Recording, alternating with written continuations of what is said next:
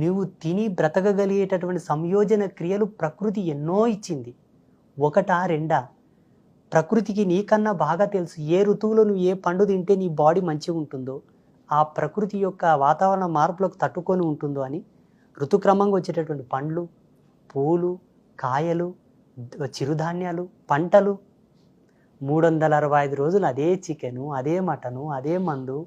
ఏంటమ్మా అసలు ఇది జీవన విధానం అనాలన్నా, ఒక కలగోరు కంప అనాలన్నా అర్థం కాదు అసలు. ఆయుర్వేదంలో ఒక మెయిన్ సూత్రం ఉంది తల్లి.